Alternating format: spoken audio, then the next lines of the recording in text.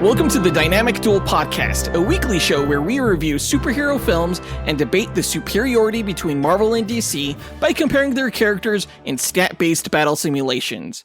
I'm Johnny DC. And I'm his twin brother, Marvelous Joe.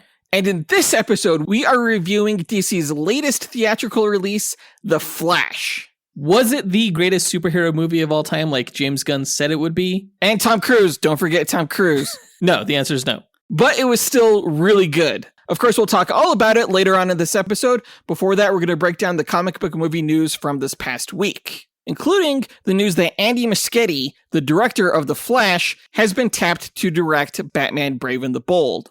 We also learned that Deadpool 3's release date has been moved up, while other Marvel Studios films have been pushed back.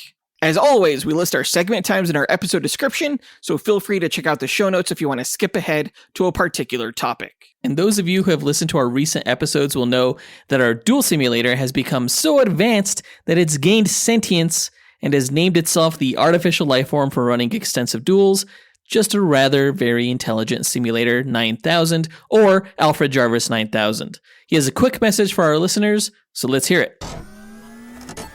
Why, hello there. Do you love listening and chatting about Marvel and DC? Then become a part of the Dynamic Duel community on Patreon, where you can choose from 3 tiers. The Dynamic 2.0 tier lets you listen to this podcast without ads and gives you access to its Discord chat group, where you can chat with Johnny DC and Marvelous Joe. The Fantastic 4 tier gives you that and more with 2 bonus episodes each month, including bloopers and top 10 shows where Johnny and Joe count down your favourite Marvel and DC subjects. The X-Force tier makes you an executive producer of Dynamic Duel, where every month you help the host choose what to review and who to fight against each other. And finally, the Dynamite Podcast Network tier allows aspiring podcasters to create their own battle-focused show using this Monte Carlo simulator. Johnny and Joe will help you develop your show, provide graphic support and consultation, and get you simulation results to announce on your show. Pitch the twins your show via email at dynamicduelpodcast@gmail.com or by reaching out to them on social media. Check it out at patreon.com/dynamicduel. Pip pip cheerio. Thanks AJ9K, and thanks to everyone who supports the podcast, including our executive producer, Ken Johnson, the host of the Max Destruction podcast. Yeah, that show uses a Monte Carlo simulator like ours to determine who would win between action film stars, including the bride from Kill Bill against Yushu Lin from Crouching Tiger, Hidden Dragon. That's tomorrow's episode, so definitely make sure to check that out. Yeah, you can find a link to his podcast and all the Dynamite Network podcasts by clicking on the link tree in our episode notes. But with that out of the way, quick to the no prize. A no prize is an award that Marvel used to give out to fans. Our version, the Dynamic Duel No Prize, is a digital award that we post on Instagram and in our email newsletter for the person that we feel gave the best answer to our question of the week. Last week we asked, who is your favorite alternate universe Marvel or DC character and why? We got quite a few answers, but let's break down this week's honorable mentions before revealing the no prize winner. Yeah, our first honorable mention goes to Baidir Bangora, who said, Hello, Dynamic Duel. My favorite character from an alternate universe has to be Frank Castle, the Cosmic Ghost Rider. And that version of Frank Castle is definitely the strongest one. Frank Castle by himself is pretty strong, but on top of that, with Ghost Rider powers, and even on top of that, with the power Cosmic, he's nearly unbeatable. So that's why, for me, he is the strongest and the best alternate universe character. Thank you. Yeah, Cosmic Ghost Rider is a badass. We did a duel episode where we pit him against the Batman Who Laughs in a previous duel episode, so be sure to check that out. Basically, Cosmic Ghost Rider is Frank Castle the Punisher, who became a spirit of vengeance, getting Ghost Rider's powers, and was also bestowed the power Cosmic by Galactus, similar to the Silver Surfer. He has a really cool design and is one of the more popular, recently introduced multiversal characters for Marvel. Yeah, the character is insanely powerful, so I definitely see the appeal. Travis Herndon also gave the same answer. Yeah, great answers, guys. Our next honorable mention goes to Scott Camacho, who said, My pick is the Injustice Superman. I mean, I don't know where to start. He took out Joker, took out the world's dictator, seized the world's military, not just the United States. He got a Yellow Lantern ring and destroyed the Green Lantern Corps. He killed Shazam. He turned the world into a one government state with the Wonder Woman and the Amazons at his side. All hail Superman. I couldn't tell if he said all hail Superman or all hail Superman.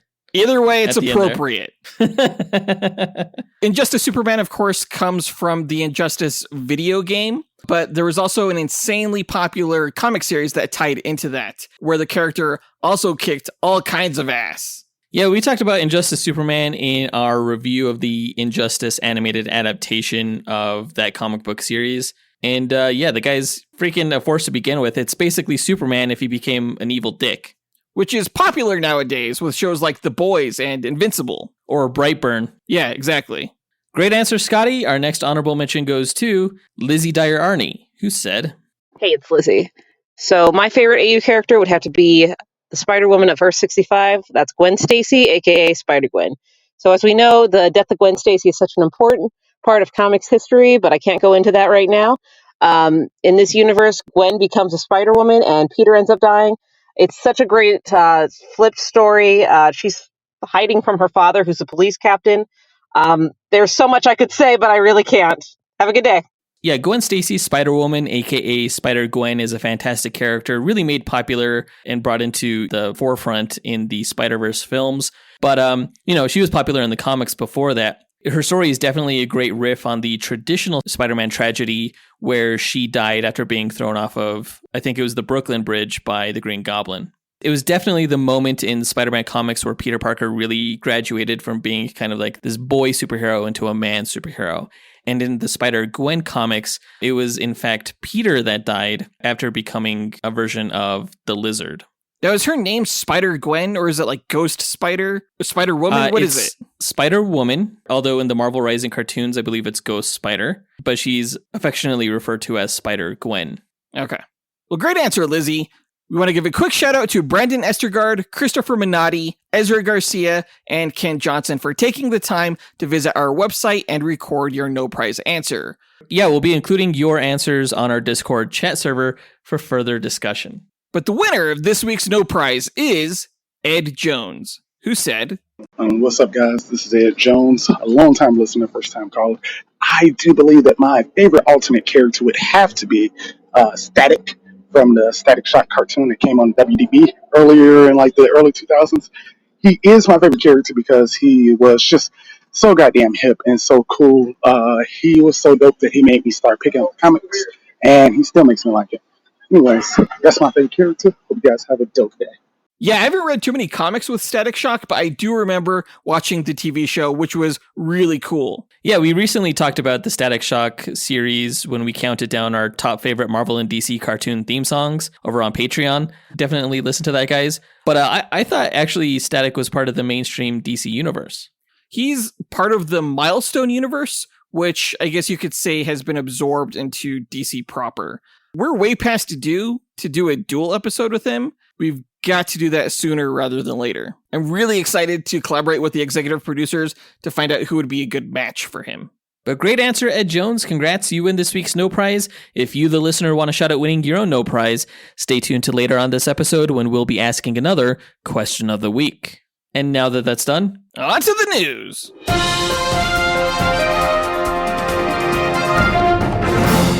Okay, so a few weeks ago, we heard rumors that Andy Muschietti, the director of The Flash, would also be directing Batman Brave and the Bold, and it was confirmed that that was the case last Thursday.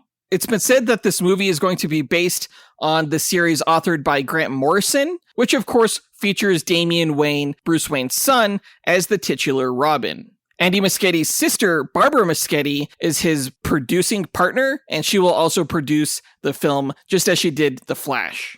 Now, James Gunn and Peter Safran have been talking up The Flash, describing it as one of the greatest superhero films that they've ever seen. So it's no surprise that they rehired Andy Muschietti to direct another one of their projects for DC Studios. The movie does not have a screenwriter attached to it yet, so I'm really curious to see who they're going to get to write the film, especially amid this writer strike that's going on. Considering how the character of Batman was treated in the Flash movie, I'm pretty excited about this news. I think Muschietti has a good handle on what makes Batman so cool, and really has a handle on what made each individual Batman so cool between Michael Keaton and Ben Affleck. So it'll be interesting to see who this new Batman is and how they'll be portrayed. Yeah, I can't wait to see who he casts as Batman. I'm also really interested to see who he casts as Damian Wayne. We haven't seen a Robin in a live-action feature film since Batman and Robin. Yeah, Chris O'Donnell to go with George Clooney. It's been too long.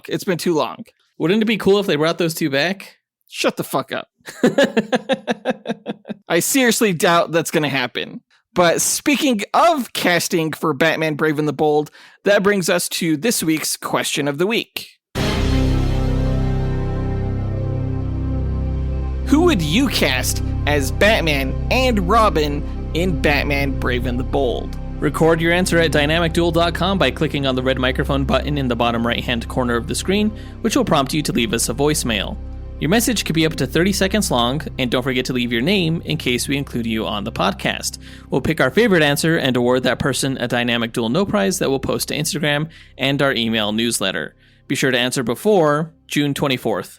In Marvel news, we got a slew of new release dates to come out for the MCU film slate.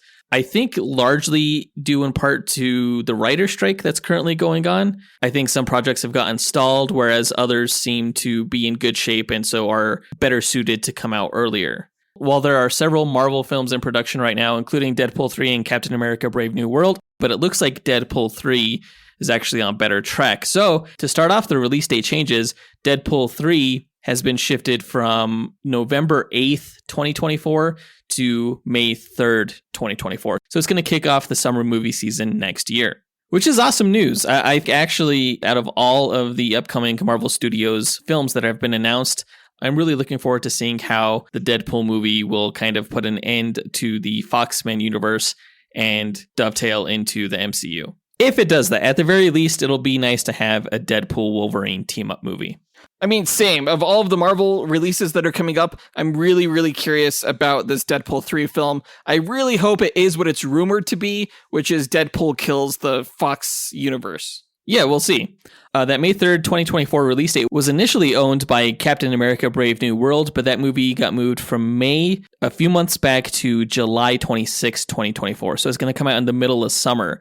That date, of course, was initially owned by Thunderbolts, which has got pushed back to the Christmas movie season, December 20th, 2024, which I feel like the Thunderbolts is a weird movie to come out around the Christmas time, but whatever.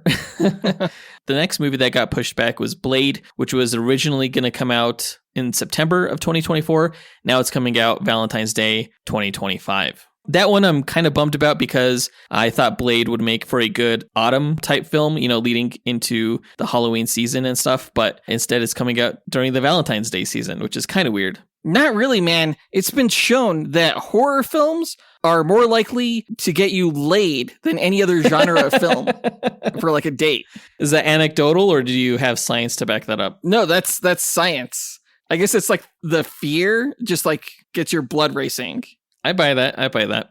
Initially, the Fantastic Four movie was going to come out on Valentine's Day 2025, but that got pushed back to May. So Fantastic Four is going to kick off the summer movie season in 2025. And that was the date that the next Avengers movie, The Kang Dynasty, was going to come out. That film's been pushed back a whole year to May 1st, 2026, as well as Avengers Secret Wars, which has been pushed back to May 7th, 2027. Jeez. So, yeah, a lot of stuff got pushed back pretty far, especially those Avengers movies. The only upside to all of this news is that we're getting Deadpool 3 earlier. When I start thinking about like 2026 and 2027, I'm like, is the podcast even going to be around at that time? Yeah, who knows? Are we going to review that? I don't know. It's like too far ahead to think about. Yeah, it's like 4 years away. Like, who's thinking about that? Nobody. The podcast will be 11 years old in 2027. Jeez. Wow. That's crazy.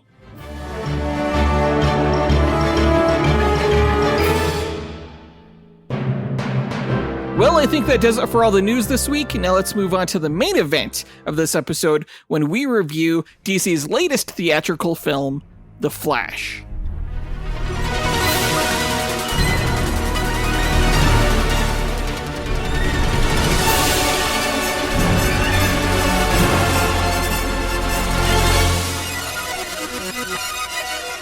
All right, The Flash is the latest and potentially last film in the DCEU cinematic universe. The film was directed by Andy Muschietti, who is the last in a long line of directors attached to this project since it was first announced in 2016. The same year, we first saw actor Ezra Miller as the character of Barry Allen in the films Batman v Superman: Dawn of Justice and Suicide Squad. Originally slated for release in early 2018, fans have been waiting for over half a decade for this film, which has been mired not only by the revolving door of filmmakers working on it, but also by the drama surrounding studio interference with the Justice League film and the criminal behavior of its lead star, Ezra Miller. It's been a roller coaster waiting for this film, and not a fun one, in all honesty. But the important thing in the end was whether the film was fun. And I'm happy to say it's one of the funnest and surprisingly funniest films in the DCEU and a true celebration of DC's cinematic history. There are a lot of fun cameos in the film, and I don't want to ruin them for anyone who hasn't seen it, so please make sure to do so before listening to this spoiler review. Yeah, I was also surprised by the amount of comedy in this movie. I think I would almost classify it as a comedy first and foremost. Yeah, that was really surprising. Like, even from the opening scene, just how funny it was. I didn't expect that. And I feel like I should have, just because of Ezra Miller's take on the character, which I didn't love in the Justice League films, but I thought that version of the character was incredibly well executed in this film. Yeah, it's definitely Ezra Miller's version of Barry Allen, which is not necessarily true to the comic book version of Barry Allen. And whether or not you loved or hated it from the Justice League movies will, I think, have a large part in how people feel about this film in general, because the film dials the Ezra Miller-ness to 11. Yeah, your feelings regarding Ezra Miller and his portrayal of the Flash, as well as your feelings of Ezra Miller in real life, will go a long way in determining how you feel about this film, I think. Now, when the Flash film project that was to star Ezra Miller first started in 2015, before it was even announced, filmmakers Phil Lord and Chris Miller were hired to write and possibly direct the film. When they decided to direct the solo Star Wars movie instead, Seth Grahame-Smith was brought on to direct a film based on Lord and Miller's treatment.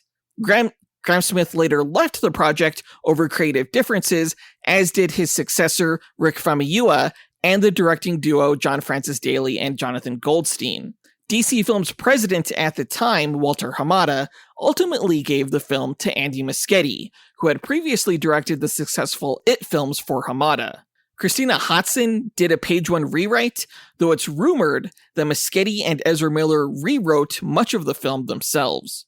Amidst the pre-production chaos, several page one rewrites were supposed to have been done, but it seems to me like quite a number of elements seemingly survived from Lord and Miller's original story treatment, as there are a number of comparisons to be made between The Flash and Lord and Miller's recent film to hit theaters, Spider-Man Across the Spider-Verse. Which I still haven't seen, so no spoilers there. I don't want to know how similar they are. Yeah, no, I'm not going to spoil anything that wasn't in the trailers.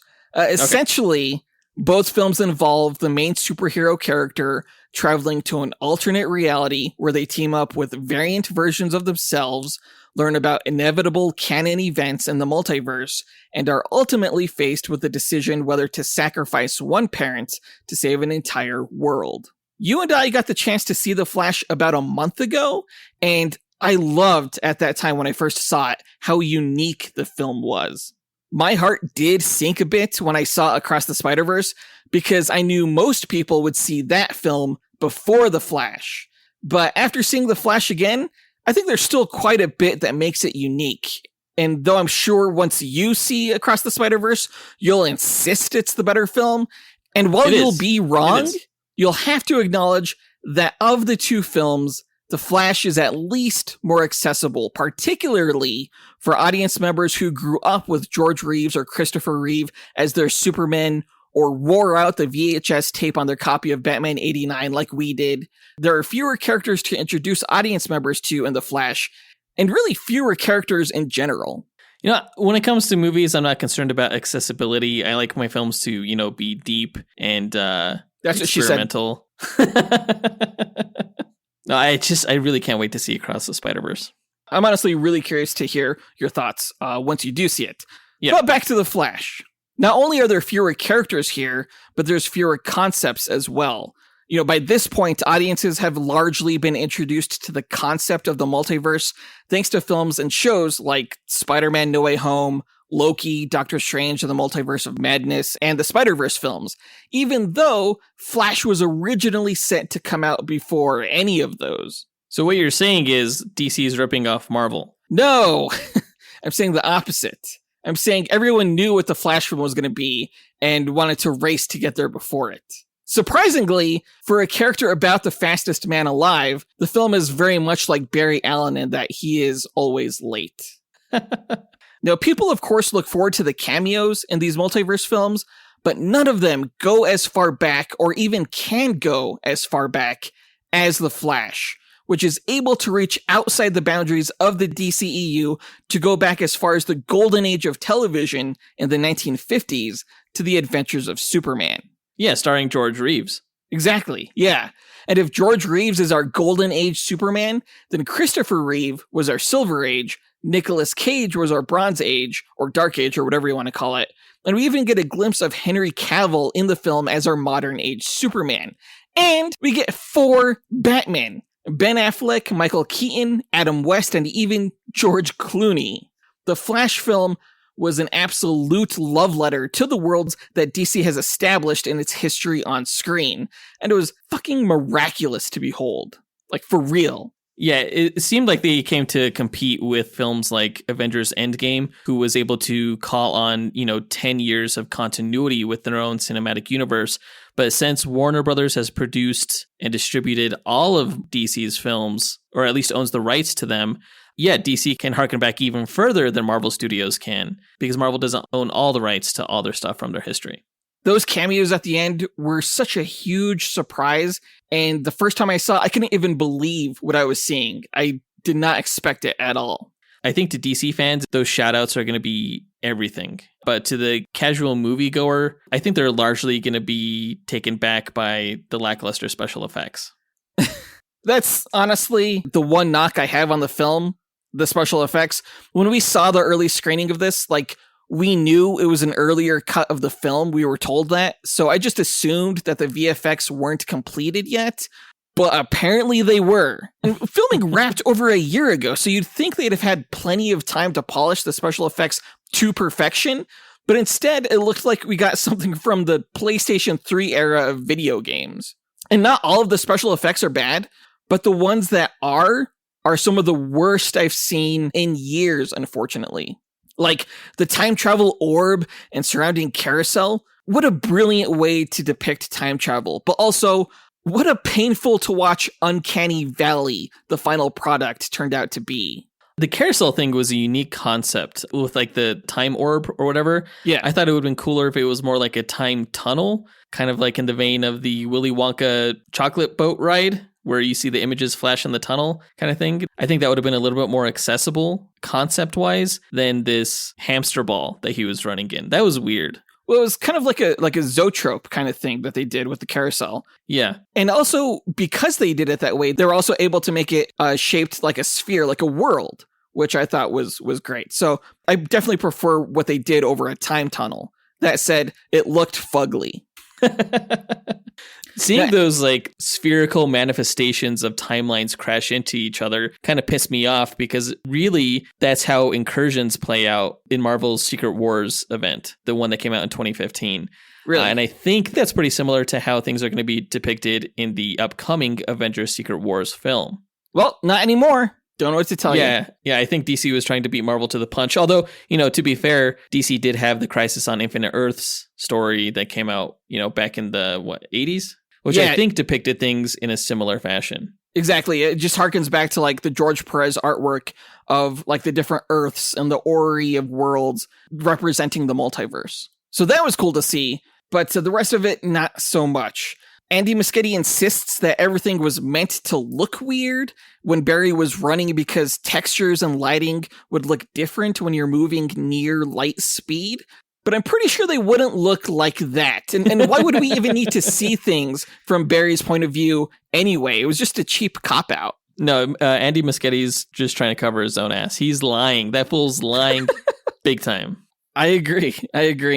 Now, we've mentioned Crisis on Infinite Earths in its depiction of the different worlds. Of course, the Flash movie also borrowed from that comic regarding the deaths of Supergirl and the Flash.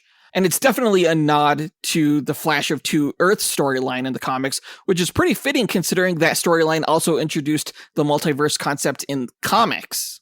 But the biggest inspiration for the film, obviously, was the Flashpoint storyline, with Barry going back in time to save his mom, with the older Batman strapping Barry to an electric chair during a lightning storm to regain his powers, with Barry creating an all-new universe in the end.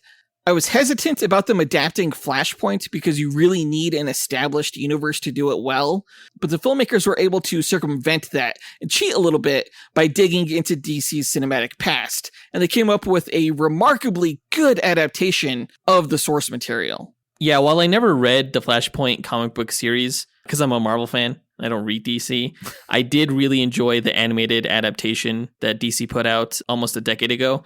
That storyline felt a little bit more like apocalyptic and had cool elements like Thomas Wayne in there and stuff like that. But Right. I have to say that, yeah, this was a great adaptation with the filmmakers relying on cinematic alternate universes as opposed to the comic book multiverse. Right, yeah. It's a brilliant take. You know, why go with Thomas Wayne when you can go with Michael Keaton's Batman from the Batman 1989 movie? You know, in the comic books, Michael Keaton doesn't exist like that, you know, but in the Right. movies, he does. And the actor is still alive and still capable of doing the role. So why not tap into that nostalgia? I mean, part of me would have also liked a direct adaptation of Flashpoint because it is a cool storyline, but I think Michael Keaton was a huge draw for non-comic book fans who may not be familiar with that story at all. One thing I think the filmmakers did better in this film than in any other time travel or multiverse movie or show was explain what the multiverse is and how it's created. The simple lesson with the spaghetti literally blew my mind and blew up, I think, every other explanation of time travel or alternate dimensions ever. Like, Endgame could go fuck itself. No, Loki did it better. No. Yeah, it was better. No, because quantum mechanics has shown itself to be retrocausal, and it only makes sense that the matter that makes up your new universe would not come from the same Big Bang as another universe, because that universe still exists. So this new universe would need its own history going all the way back to the beginning. It's just fucking brilliant. I love it. Why isn't this film getting better reviews? Seriously. Because it's maybe not as good as you think it is. But also, I don't think that they had a better explanation than Endgame or Loki. Did you not hear me say that quantum mechanics is retrocausal? Who gives a shit? That's just a theory. But it's a dope one. Sure. I think you're just jealous that Marvel didn't do it first, and they have to do their stupid little, timeline split. No, because Marvel's method is a lot more clean. You know, with the No. Flash, all of a sudden you start getting into Sliders territory where he's all of a sudden unable to find himself back in his home dimension. And so the whole thing becomes about dimension hopping. And, you know, you could skip all of that with Marvel's explanation. Yeah, like a bunch of losers. With time travel, you wouldn't be able to find your way back home. That's like the whole risk and tragedy of it. I guess I would be able to find my way home. The Avengers were able to find their way home. They must be better heroes than the Flash. Tony Stark figured it out. Tony Stark could go fuck himself. Tony Stark had that cool ass, you know, reverse Mobius strip hologram that he was working on, whereas Batman just had a plate of spaghetti. Come on. Come on. Hashtag Team Spaghetti. Muschietti spaghetti. Exactly. Let's move on to the character breakdown, starting, of course, with Barry Allen, the Flash, played by Ezra Miller. Say what you want about Ezra's comedic depiction of Barry Allen and how much it differs from the comics. The guy can act, and at least the performance was in keeping with the character's appearances in prior DCEU films. When news emerged regarding Ezra's erratic behavior, many wondered if the film could be reshot with a different actor, and after seeing the film, it's pretty clear that the roles Ezra plays were written specifically for Ezra. No one else could have pulled off these roles as well as Ezra did. Yeah, they did great. Did you find it hard to move past the baggage of the actor? Not really. I'm not terrible at separating art from the artist. And nobody's perfect. Like, if that was the case, I wouldn't be watching anyone's films, I feel like. I do see a lot of people saying that they're skipping this movie because of Ezra's offset behavior. It is understandable. Not everyone needs to separate art from the artist. DC has gotten a lot of flack for charging forward with a Justice League film before introducing us to the characters in their own standalone origin movies like Marvel did with the Avengers. But we got the gist of Barry's tragic origin in the Justice League film. You know, his mom was murdered, his innocent father is in prison for her death, and Barry is trying to prove his father's innocence. The situation carries a much more emotional impact in this film as we see Barry admitting to his father that their plan to prove his innocence isn't going to work as they both reminisce over Barry's mom, Nora. Nora told Barry when she was younger that not every problem has a solution, a lesson he doesn't fully grasp until his decision to travel back in time to save his mom spirals out of control and threatens an entire universe he accidentally created. Faced with the choice to save his mom or everyone else in that reality, Barry makes the selfless decision to allow his mom to be killed. Or at least mostly selfish, because in that same scene, he does decide that if he can't save his mom, he could at least help prove his father's innocence. Seemingly returning back to his universe and having his dad set free, Barry learns in the end that even a small change can have cascading consequences. Yeah, I think one of the most interesting things about this movie, and I pointed this out to you after we first saw it, was that in this story, the hero does not win. He does not save the day. The hero actually loses in that what he was attempting to do does not really get accomplished. He fails in his attempt to save his mom. But what he gains is a lesson in coping with loss and abusing his time travel powers. I think that's fascinating to have a superhero movie in which a superhero loses. You know, you could say that he gets the small victories of saying goodbye to his mom and saving his father from prison, but even his father, his original father, I think is still screwed. It's a different timeline. So he comes away with very little victories here. Right, exactly. And I think it's one of the things that definitely makes the film interesting and unique from other superhero cinema that we've gotten. It's my favorite thing about the movie. Now, of course, he doesn't really learn that lesson in the end, which of course is necessary to shake things up in the DC cinematic universe in preparation for their upcoming, hopefully better received films. But also, like, who's to say they wouldn't have done the exact same thing in Barry's place? The film is ultimately, like you mentioned, about loss and acceptance, and no matter how much someone matures, accepting the death of a loved one may be the hardest thing a human being can endure. So I don't fault the filmmakers for making the character somewhat static in that regard. Not fully static, I would say. Barry learns that he can't fuck things up too much. Although, yeah, again, like you said, even the smallest changes can have cascading consequences. But at least in the end, he didn't doom an entire planet like he did prior. Exactly, yeah. And I definitely think that going forward, he probably won't be messing with time again or risk his father not being set free. Or a version of his father. Yeah, true. Now, regarding the costume, I really liked Barry's suit from Justice League, and from early photos, I wasn't thrilled with this updated suit. But honestly, it wasn't an issue at all in the film, and the change was well explained in how it helped regulate the energy he generated when moving fast. And it was all worth it, honestly, to make the flash ring canon. That was badass. Yeah, the flash ring is okay. I always thought it was weird how the Flash had a ring, just like Green Lantern had a ring. But I like how when the Flash would wear the suit, his lightning would be yellow. Right, and when he wasn't wearing it, it was blue. Now, Ezra Miller, of course, also played the younger version of Barry, who also became Dark Flash by the end. And Ezra did an amazing job playing both roles. You know, whereas Barry Prime is very insecure and can't even talk to girls, young Barry is confident, getting dates with Iris West, yet he's oblivious to how obnoxious he is, thanks to the fact that he grew up with a father and a mother who coddled him and, you know, still does his laundry. He didn't have to grow up as fast as Barry Prime did, and it shows in Ezra's performance. Yeah, I mean, like, the young Barry Allen also appears to be suffering from some kind of, like, iodine deficiency or something. He can be a chore to get through in the film because he's so fucking stupid, and like everything that comes out of his mouth is just the dumbest shit I've ever heard, and not necessarily in an endearing way, but at the very least I did chuckle a few times at his lines. I'm wondering how many people are willing to like tolerate his buffoonery in the course of watching the film. I suspect that, you know, the reason that this movie got a B cinema score is likely due to young Barry. That's my guess. Perhaps that's probably a fair guess. But honestly, I got so many laughs out of the interactions between the two. Is very much like an odd couple kind of situation here. And even Barry, was fed up with young Barry's shit, saying, he was just being obnoxious and he thinks he's funny, but he's not. So it was always intended for the character to be that way. I think you could see the character as annoying, or you could see him sort of like, I don't know, Lloyd from Dumb and Dumber. That's how I saw him.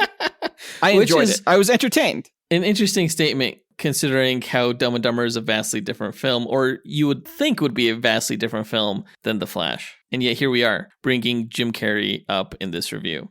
I mean, it was a comedy. Yeah. You said it yourself. Now, even though we never got to see Barry Prime's origin story on screen, the idea to have him coach a newly powered young Barry was a worthwhile and often hilarious consolation. The film managed to balance a superhero learning all about their powers with a fully realized version of the same character at the same time, which I thought was great. Yeah, it was a way to show original Barry's origin without showing his origin. Yeah, exactly. Now, because young Barry was raised by parents, particularly a mother who spoiled him, it made sense that at the end, he would fight to get what he wanted, to make sure things went the way he wanted them to go without realizing they never could. Barry Prime understood this sooner because he lived an entire life with things not going his way. He didn't have his parents. Ultimately, young Barry's selfishness and tenacity took him down a dark and distorted path where he became Dark Flash. But it was also young Barry's selfishness that led to his most heroic action, sacrificing himself to save Barry Prime, because young Barry didn't want anyone to die and was also horrified to see what he would become. The transition between goofball to dark figure was quite sudden, I thought. It all largely took place during the course of the battle against the Kryptonians. And I guess you could say a lot of it was catalyzed by young Barry's fear, kind of shocking some sense into him. But it was quite abrupt, I thought. It was like, oh man, this guy's like serious all of a sudden. Well, yeah, he really struggled in that battle. And I mean, we don't really get to see the full transition from young Barry to Dark Flash. We only get to see the barest beginnings of it. There's a whole time travel aspect to this, a huge chunk of time that we don't get to see young Barry age into this elderly Dark Flash. That's a valid point. What did you think of the Dark Flash's armor, though? Like, it was composed of, like, all this shrapnel that was getting lodged into his body. But I'm surprised Barry didn't take the shrapnel out and then heal it. He just, like, left it in there, and then, like, he's getting impaled by all this shit, and he just kept it there, like, for some reason. It was a very bizarre way to present his new costume. Well, the first blade that went into his arm, pretty quickly he found out could be used as a weapon. So I think that's why he didn't remove it. He saw it as a tool to be used. Is that even practical, though? Like, if a blade goes through my forearm, I don't think I'm going to be able to slash anybody with that shit without causing greater damage to my forearm. I mean, maybe it's different if you're moving at super speed? Bullshit. What? I'm calling bullshit on that. Okay.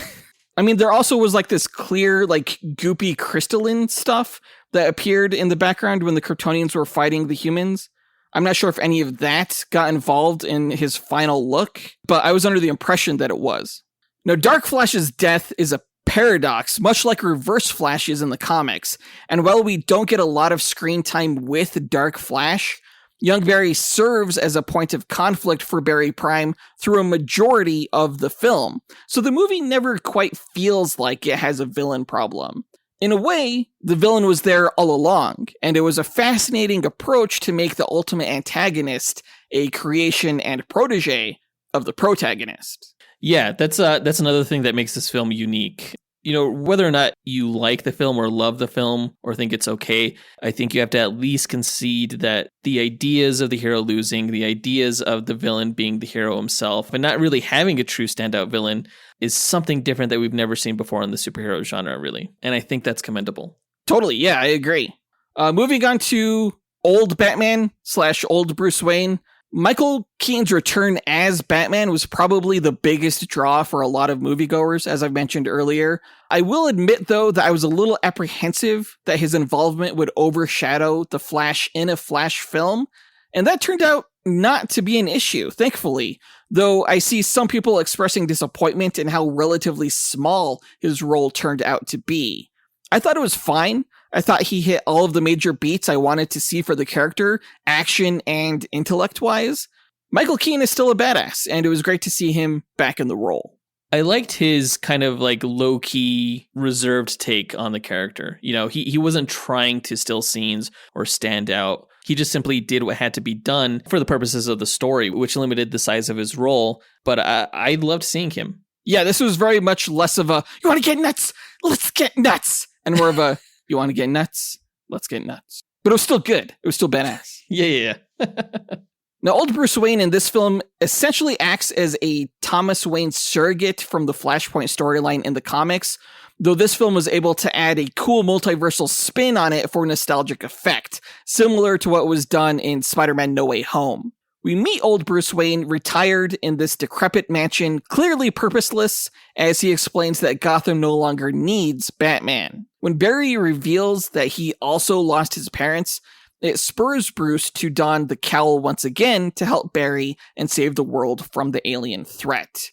Bruce is, of course, no match for the Kryptonian army and sacrifices himself to help stop them, which is hard to watch. Like, Keaton's Batman is near and dear to a lot of fans' hearts, and it even took me a while to accept that, yes, this Batman who struggles against powerless freaks would in fact die at the hands of Zod's Kryptonian army. But dying in battle is not a terrible way to say goodbye to the character, and the character himself seemed willing to go down in the fight. Were you saddened or surprised at all when Michael Keaton died? No, because time travel is a thing in this movie, so I knew that was going to be reversed.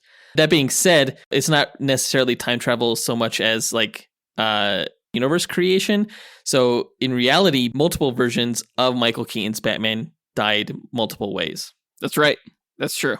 Now, of course, we weren't originally supposed to say goodbye to Keaton's Batman, as he was going to shepherd in a new age of DC heroes going forward, like he had a major role in the Batgirl movie that was shelved. But in the end, I do think he went out with a bang, and I was glad we got to see him one last time. I do kind of feel bad for Michael Keaton, though, the actor. I think he's kind of pissed off about it. He didn't show up to the premiere of The Flash, even though he was invited. Well, he is filming another movie, to my knowledge. Thank goodness. I did not know that. It was really cool to see him kick some ass in a cowl that actually allowed him to turn his head in this movie. I was really looking forward to that, and it did not disappoint.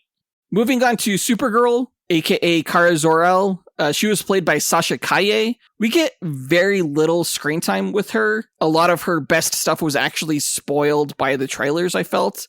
But what we did get of her was pretty good. I thought, her performance had this presence to it, like disdain or anger. And she was definitely angry at humanity for locking her away for decades while she thought her cousin Kal-El was alone. Young Barry tried to convince her that there are some good people in this world, and while she didn't necessarily believe him initially, it wasn't long before she realized she would need help against Zod. And it turns out in this reality, Kal-El wasn't imbued with the Codex, but she was. And as Zod is able to defeat her and extract her DNA over and over again, that's essentially the end game. The bad guys win. And it's the main reason why both Barrys decide to go back in time. Supergirl is quite the tragic figure in this film, having spent most of her life imprisoned, only to learn shortly after that her baby cousin, whom she was charged with protecting, was killed by Zod, only to then be killed herself. Like Batman's death, it's tough to think about. Yeah, and she gets suitably pissed learning that her cousin died, and I thought she kicked all kinds of ass because of that in this movie. Despite the fact that she kept dying, I thought the film did a great job of showcasing her powers and abilities.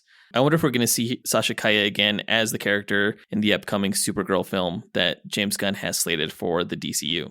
Oh yeah, Woman of Tomorrow? Yeah. I see a lot of people hoping that we get to see her in that film, and honestly, I wouldn't hate it. From what I hear, she would probably be a good fit for that storyline Supergirl. But I also think the studio will go with someone with more star power. So I wouldn't be surprised if this was the last we saw of Sasha Calle as the character. She, at the very least, played kind of like a good analog to Henry Cavill's Superman. I would agree. Her look is based on the Lara Lane Kent version of Supergirl, who's Superman's daughter in the Injustice universe had she not died. And I think that's a pretty cool look for the character that's not like the traditional Supergirl look. There was a version of Supergirl that had like a black outfit with like a large red S. Yeah, that's Sir L. Okay, yeah, I thought she kind of looked similar to that as well. At least with like, the hair and stuff. Yeah, I could see that.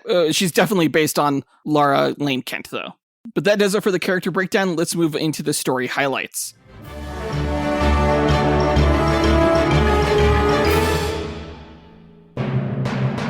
Now, after saving people from a hospital explosion, the Flash helps Batman and Wonder Woman stop a robbery before Barry Allen revisits his childhood home while speaking on the phone with his imprisoned father, Henry. There, he remembers his mother, Nora, before Henry's wrongful imprisonment for Nora's murder.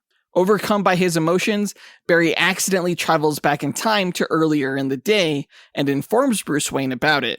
Despite Bruce's warnings that time travel can have unintended consequences, Barry decides during a conversation with his crush Iris West to go back to the day of Nora's death and prevent it from happening. What did you think of the Batfleck and Wonder Woman cameos? I loved Ben Affleck's cameos. I thought they were great. It was really cool to see Batman in action on that motorcycle. It was a really cool Batman chase sequence. I didn't love Wonder Woman's cameo. I feel like Gal Gadot is always kind of like tongue-in-cheek smiling as the character because she knows, hey, it's a cameo, haha. Yeah, kind of similar to how she was in the Shazam film. Exactly, yeah. I mean, if this is the last we see of the character, I would have hoped that she kind of played the role a little bit more seriously, but I guess not. This film does confirm that Zack Snyder's Justice League is canon because of Iris West and because, Barry is telling Bruce about how he went back in time and Bruce Wayne's like, oh, like the battle in Russia? And Barry's like, no, that was only a second. This time I went back an entire day. Those things only happened in Zack Snyder's cut of the Justice League film. Does this Flash film imply that Barry Allen's time traveling in Zack Snyder's Justice League was not in fact linear and did in fact create an alternate reality in which the Justice League were successful? Oh, interesting. Yeah, I think you could argue that. But he only went back a second, so nothing really changed. Well, I mean, except that in the alternate universe, Steppenwolf destroyed the planet using the mother boxes. True, yes. So a lot changed, basically. I mean, a lot. As a father with a newborn, were you horrified by the scenes with the newborns? Well, she wasn't born the time I first saw this movie, so I don't know how I would feel about it now. Seeing Barry put one of the babies into the microwave in order to protect them, I thought was a really insane solution to the problem at hand. I guess to save the baby from an explosion or something like that. I can't remember why he did it. Yeah, it was fire. It was quite an interesting action sequence. Very much reminiscent of the Quicksilver scenes from the Fox X-Men films. But, DC rips off Marvel, so I'm not surprised. Oh my gosh. You know what? And Marvel rips off The Matrix, so fuck off. I really did like the opening scene when he's running, how like the background like stretched, and then he just like sped across that distance as he's traveling from Central City to Gotham City. That was a cool sequence. Now, as Barry returns to the present, he's knocked out of the Speed Force by the Dark Flash and ends up in the alternate timeline where his mother is alive. He finds his past 18-year-old self and realizes he has arrived on the day he originally obtained his powers. Barry and his young counterpart go to the Central City Police Department, where Barry forces young Barry to be struck by lightning, giving young Barry powers, but losing his own in the process. As Barry struggles to train young Barry to use his powers, the two of them see a broadcast by General Zod, who is preparing to invade Earth. One of my favorite jokes in the movie was when Barry's sitting down to have dinner with his parents and he's just loving it. Then he sees young Barry across the street in the window and he's like, oh shit, I got a shit outside. I liked the phasing jokes. I thought that was pretty well done. And the effect where they like zoomed in to young Barry's atoms on his eyeball as he was going through the door was a neat effect. That was cool. It was also hilarious when, Barry tried to phase through the wall but couldn't, and then he was running around like an idiot trying to use the Speed Force. It was funny. Now, Barry attempts to get in touch with the Justice League, but is unsuccessful as he realizes this timeline has no metahumans. The two travel to Wayne Manor, hoping to find Batman, but instead find an alternate older version of Bruce Wayne who has retired from crime fighting. They convince Bruce to help them find Superman to aid in the fight against Zod and save the world. I gotta say, the scene with young Barry's roommates was just fucking ridiculous. Like, what a bunch of weirdos. The concept of old Barry learning that he's not just in the past, but in an alternate dimension, using the fact that Eric Stoltz was initially cast as Marty McFly in the Back to the Future movie series, was such a quirky way to go about it. I thought it was brilliant. I mean, the film is pretty fun, like Back to the Future, so I didn't mind the call out. My favorite scene when the Barrys first enter the manor was when Barry Prime saw the paintings and he was like, "Oh, you paint. Looks good." But it clearly doesn't. I know, there's just something about the humor that I just found hilarious. Maybe it's just me. Now, using a backdoor connection to NASA within the Batcave, Barry and Bruce are able to locate a Kryptonian pod that was reportedly discovered in Siberia. Upon arrival, they instead find Kara Zor-El, a female Kryptonian who later claims to be Superman's cousin. After rescuing Kara from the facility, Barry asks Bruce to help him get his powers back by recreating the original accident. The first attempt fails and nearly kills Barry, prompting Kara to fly Barry into the storm and get struck by lightning, successfully reviving his powers. I loved the Siberia breakout scene, like every minute of it, like when they first got into the plane and then traveled there. The Batplane is just so much cooler in this film than it ever has been. Yeah, and even the little callouts were neat, like when Batman asked Ezra how much he weighed when he was placing the explosives to launch the lift that they were standing on up out of the missile silo. Yeah, I would not have guessed that Ezra Miller was 180 pounds. He kind of bulked up for this role. Yeah, he looks like a scrawny twerp, but he had some muscle going. Kara and Bruce join the two Barrys to fight Zod's forces. During the battle with Zod, Kara learns that Zod intercepted the infant Superman's escape pod and killed him during a failed attempt to retrieve the codex needed to make the Kryptonian race. After Zod reveals the codex was within Kara, the two fight. Zod overpowers and kills Kara, allowing him to obtain the codex from her blood. Meanwhile, Bruce also sacrifices himself in the battle. The two Barrys travel back through time to save their companions, but are unable to change their fates. Barry realizes that they're unable to save them, but young Barry keeps trying, repeatedly traveling back through time, but always failing. As young Barry travels, existence begins to spiral out of control and the universe begins to collide with other universes in the orrery of worlds, allowing Barry to see into the multiverse. You know what I would have done if I was old Barry? Since old Barry knows that kryptonite is a thing because Batman used it in his fight against Superman, he should have waited for the World Engine to create kryptonite, grabbed some, went back in time, and then used it to defeat Zod and his henchmen, saving the day. Oh shit! Well, I mean, that's assuming that he knew the World Engine created kryptonite, though. You're thinking BVS. Like, Barry didn't really come on the scene until Justice League. But he was friends with Bruce, so he must have known that kryptonite was a thing, I think. Probably, but that doesn't mean he knew where it came from. He hangs out until after kryptonite is made and then learns where it comes from, probably meets up with Lex Luthor or something like that. No, the Kryptonians would have killed everyone. Lex Luthor never would have got his hands on the kryptonite in this universe. Well, maybe Barry is just not smart. I think you're not smart. You're trying to find a pothole when there isn't one. I guess not. Though I do commend you for trying. Okay, so this is what I would have done, all right? I would have gone back in time. I would have taken the can of tomatoes out of the shopping cart, letting the original timeline take place. Would have gone back into the future. Would have learned from Batman where kryptonite came from. Would have got the kryptonite. Would have gone back to the past, put the can of tomatoes back into the shopping cart, letting the new timeline play out with Supergirl and Michael Keaton Batman, and then saved them in that timeline. Sounds like a riveting movie. Now, eventually, the Dark Flash who originally knocked Barry out of the Speed Force returns and is revealed to be an older version of young Barry, who still believes he can save this world from Zod and prevent the deaths of Bruce and Kara. Dark Flash explains the causal loop paradox that led to his own creation, but grows angry when Barry reveals his own intention to reverse his actions by letting Nora die.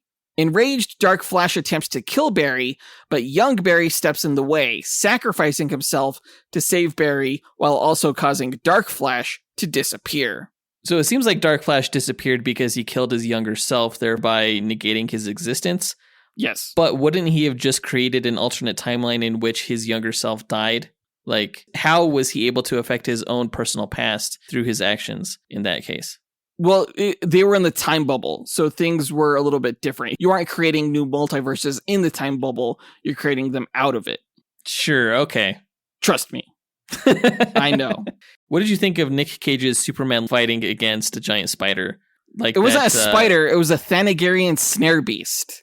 It was a giant fucking spider, just like Kevin Smith described John Peters wanted to include a giant spider in his Superman Lives script. Yeah, but you also remember the studio execs were like, can you call it something else besides a spider? And he was like, Thanagarian snare beast? They're like, yeah, fucking go with that. Yeah. That was really cool. Honestly, that was like my favorite cameo out of the entire thing. I know a lot of people are going to love to see Christopher Reeve up there, but when I saw Nick Cage fighting the Thanagarian snare beast, I was like, fuck yeah! Kevin Smith is going to love this! Was it really Nicolas Cage that did that cameo? Yes, it was. They de-aged him horribly, but yeah, it was.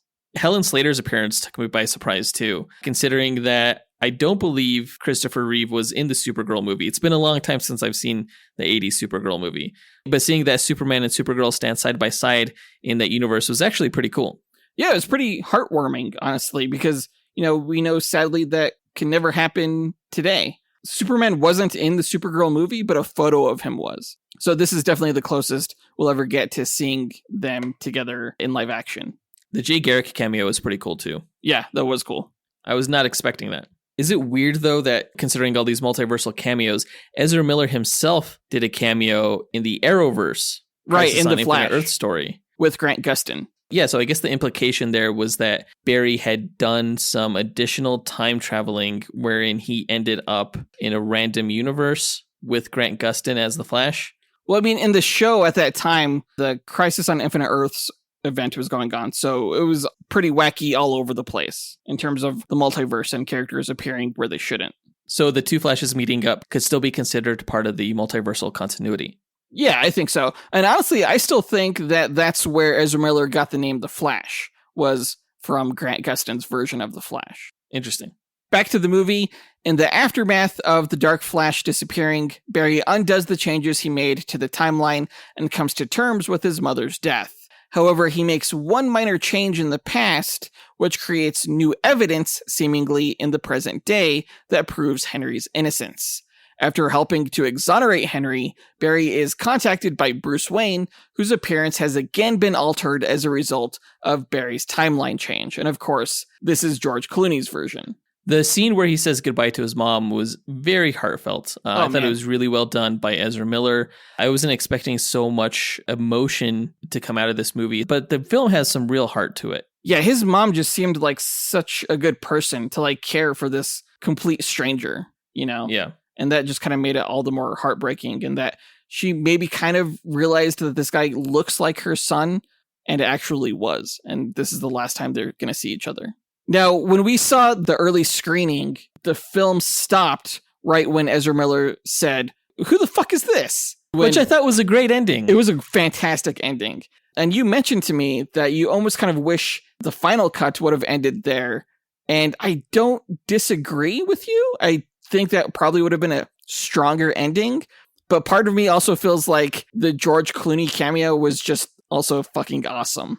Well, the reason I don't like the idea of a George Clooney cameo at the end is because by ending the movie on Ezra Miller saying, "Who the fuck is this?"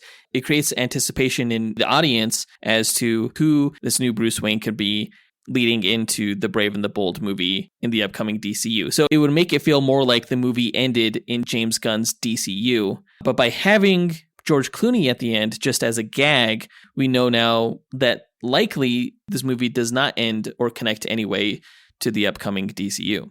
And I agree with you 100%. I highly doubt George Clooney will be the Batman in Brave and the Bold. So that means everything is going to change once again. And they sort of had the perfect opportunity to explain why there's a new Batman actor and, Superman is a different actor and things like that. All the different changes coming from Gunn's universe. And they didn't utilize the opportunity that they had.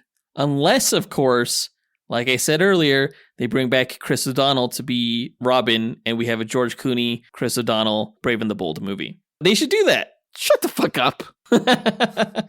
I mean, for a while, Damian's Batman was Dick Grayson. So maybe Chris O'Donnell comes back as Batman. I hate everything that's coming out of my mouth. Just no.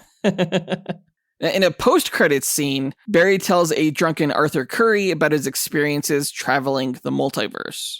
And I didn't really care for this post-credits scene. It was really just to let people know that, hey, the Aquaman movie is coming out later this year, and you're still going to see Jason Momoa there. But again, that felt unnecessary considering George Clooney isn't going to be Batman. I don't know. There's all this talk of like the DCU and what exactly that is. James Gunn says things like Blue Beetle will be the first DCU superhero. Yet he also says things like Superman Legacy is going to be the first wholly DCU film. Well, he also said that The Flash was going to be kind of like a bridge to the new DCU, if I remember correctly. I just wonder how or if they're going to explain any of this. Maybe we'll learn more in Aquaman. I highly doubt it. I just feel like Superman Legacy can't come soon enough because I'm ready for it. Here's what they should have done. They should have released Aquaman, The Lost Kingdom prior to this Flash movie. Yes. And then at the end of The Flash, we don't see who the new Batman is because, they're still casting him. But when he meets up with Jason Momoa, a character who he thinks is Aquaman, turns out to be Lobo. That's what they should have done. Yeah, probably. You're right. They should have done that. They didn't, though. And I don't want it to sour my take on this film because I do think that this film is great. And I don't want to think about it in the larger context of all the uncertainty we're getting with the future DC universe. It should exist on its own, so I rate it on its own. And overall, I would say that The Flash is a humorous and heartfelt examination of loss and acceptance with strong lead performances and fun action. The whole thing is a celebration of DC's cinematic history. I loved it, and I'm giving it 4.5 out of 5 stars, a fresh rating on Rotten Tomatoes. I think 4.5 is a little bit high. I think I would go probably closer to 4 because I think it was about the same quality as Wonder Woman and Aquaman. But I did like the movie. I had a whole lot of fun with it. You could tell that Andy Muschietti loves this DC sandbox that he's playing in and made full use of it. And I really like how it's a movie where the hero loses but doesn't lose the lesson. Right. It's unique. I also think, it's definitely as good as, films like Wonder Woman, which we also gave 4 stars. I'm giving it that half-star bump just because of Andy Muschietti and how much, like I mentioned, of a love letter this is to DC and everything that's come before. It was a huge surprise. It was something I never thought I would see, and it was just so heartwarming to see it on screen as a DC fan. But that does it for this review. Let us know what you thought about the movie by writing to us at dynamicduelpodcast@gmail.com or by visiting us on Instagram or Twitter. You could find links to all of our accounts by checking out our show notes or visiting our website at dynamicduel.com. And on our site, you could also find a link to our Patreon page where you can join our Dynamic 2.0 tier and chat with us and fellow listeners, our Fantastic 4 tier, which gives you bonus content each month, our X-Force tier that makes you an executive producer of this podcast, or our newest tier that lets you join our Dynamike podcast network. If you can't join Patreon, you can still support the show by signing up for our e-newsletter, also at dynamicduel.com. Or you can also rate the show on Apple Podcasts, Spotify, Podchaser, or on our website. In our next episode, as a tie-in to The Flash, we will be reviewing 1989's Batman, directed by Tim Burton, with special guest Max Boyle from the Ready to Retro podcast. Yeah, we had him on for our Spider-Man review. Max has a great podcast talking about all things nostalgic, so we thought it would be a lot of fun to bring him on board for Batman 89. Look forward to that next week, but that does it for this episode. We want to give a big thanks to our executive producers, Ken Johnson, John Starosky, Zachary Hepburn, Dustyn Balcom, Miggy Matanguihan, Brandon Estergard, Nathaniel Wagner, Levi Yeaton, Nick Abanto, Austin Wesolowski, AJ Dunkerley, Scott Camacho, and Adam Speas for helping make this podcast possible. And we'll talk to you guys next week. Up, up, and away. True believers. You want to get nuts? Let's get nuts.